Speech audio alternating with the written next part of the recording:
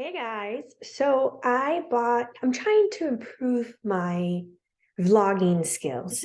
And I bought this microphone to see if it would make the audio slightly better. But then, because it said that it was compatible with PCs and Macs. And then I went to plug it in today. And I guess I have a MacBook Air. And so it doesn't have a regular USB port.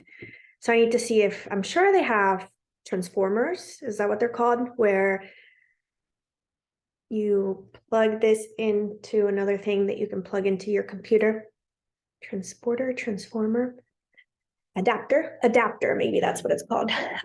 So today we're just going to get regular audio from the laptop. But I am trying this recording rather than on my phone. So we'll see the quality. Thanks for sticking with me as I figure it out.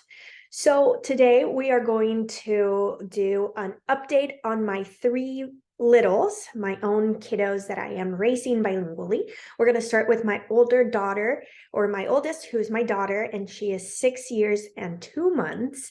And yeah, 2 months, January to end of February to end of March. Yes, and we're not at the end of April quite yet, or at all, because it's the beginning of April only. Rambling. So we're going to start with her, and then we're going to go on a separate video. We're going to talk about my 3.5-year-old. And then in a separate video, I'm trying to keep these really short to 5 minutes. We're going to talk about my 18-month-old. So you get to see bilingual speech and language development at 3 totally different stages of development. So I'm excited about that. So my 6-year-old daughter started full-time kindergarten in the fall, in September. In her kindergarten is 100% in English, 100% in English. And this is a moment that I have been thinking about and worried about for years. And she has been too, honestly. She's always been really emotionally mature and in tune. And from a very young age, when she was like 3.5, she started crying one day when we drove past her school. And I made a reference about it and said, "That's your big girl school. And that's where you're going to speak English all the time." She started crying. She said, "I don't want to go. I don't want to speak English all the time." She was saying this in Spanish, because I don't know some words in English and my Spanish is stronger. And so at that point, I made the decision to change some stuff at home to strengthen her English skills and confidence, which she did. And she definitely grew in the way she communicated in her less dominant language, English, and the way she felt about it going into kindergarten. So she's been in school for 7 months. And when she first started kindergarten, I would say that the first couple of weeks, maybe the first month, I would pick her up from school, and inevitably she would do a lot of intrasentential code switching or code mixing. That's when you borrow vocabulary from one of the languages and you plug it into the sentences of your other language. And so in Spanish, an example would be like, "Yo quiero ir a la pool," or "Yo quiero ir a la school." So you're using vocabulary within the structure of a sentence in the other language. She was doing that a lot. And so I put on my great supportive skills and I started using parental discourse strategies.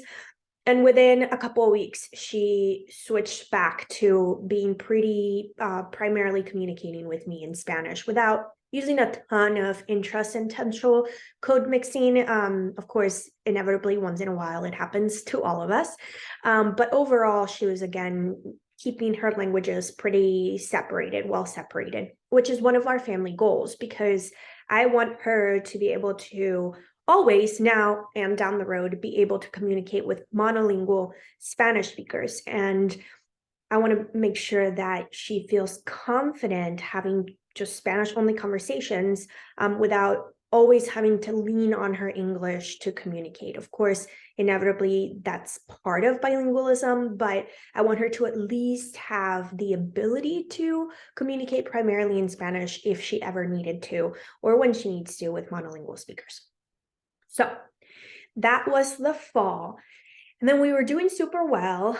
In the fall, she does have about 3 or 4 Spanish dominant or Spanish only speaking peers in her classroom.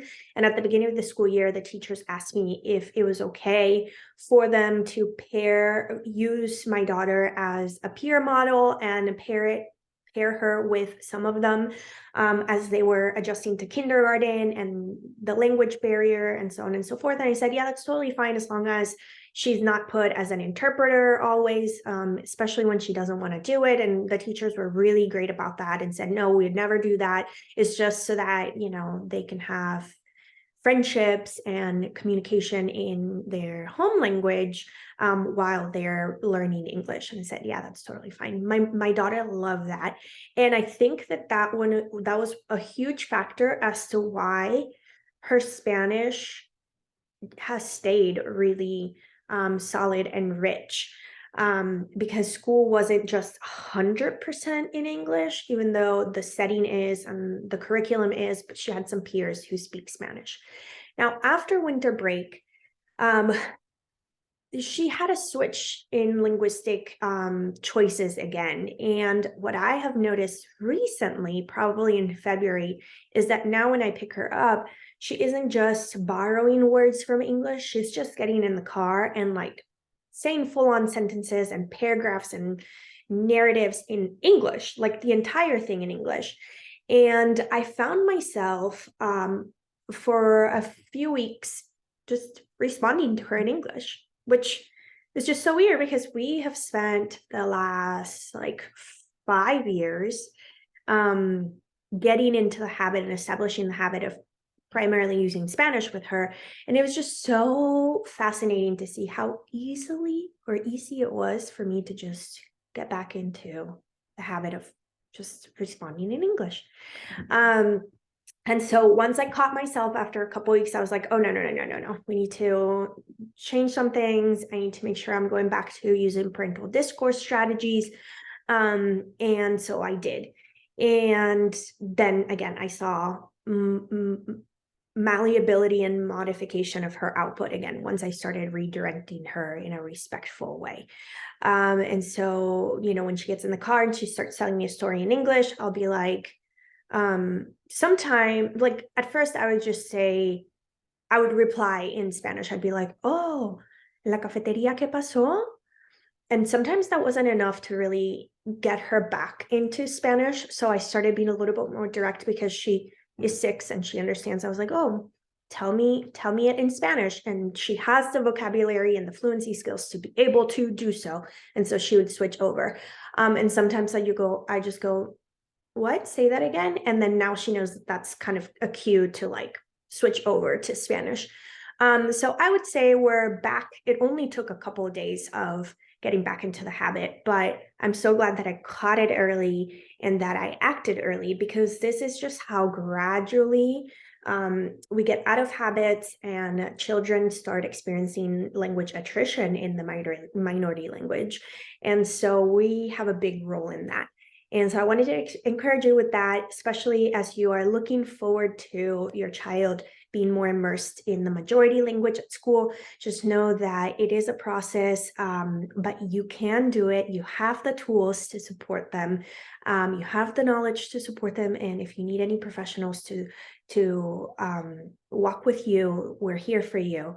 And just, I know that telling you not to worry is not always helpful, but try to remember that once you reach that point, like just worry about today, and once you reach that point, you can address it, right? So don't worry about what's ahead of you in a year or in 2 years or in 3 years, because that's for then, not for now. And you have several people who have gone before you and can support you in that process. So I hope you found this helpful. Thanks for tuning in. Bye.